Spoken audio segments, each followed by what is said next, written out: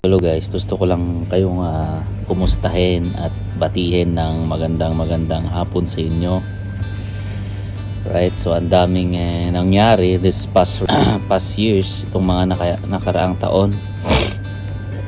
Pero maraming salamat pa rin syempre sa Panginoon at sa inyo. Syempre andyan pa rin kayo kahit hindi tayo masyadong nag-upload ng ang aking vlog.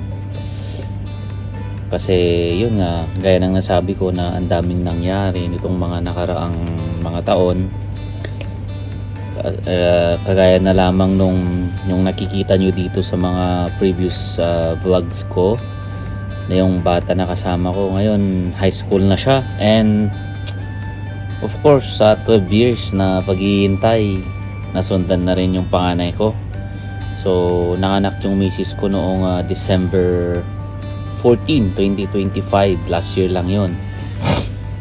Yung isang malusog na baby boy sa awa ng Diyos, and I hope na sa aking upcoming vlog ay makikita nyo rin siya.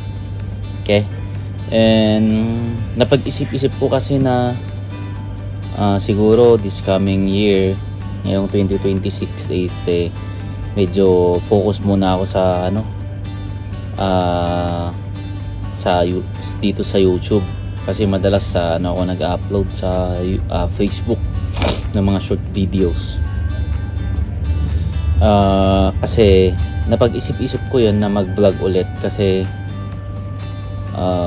this end of February kumuha na kami ng aming kasama na magbabantay dun sa mga bata.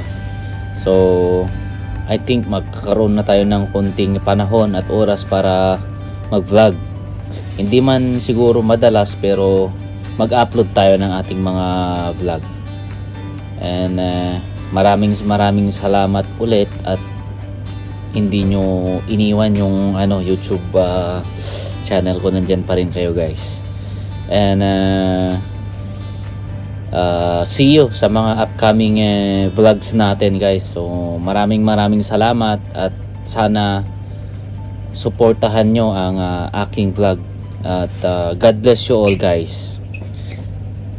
Yun lamang, maraming salamat.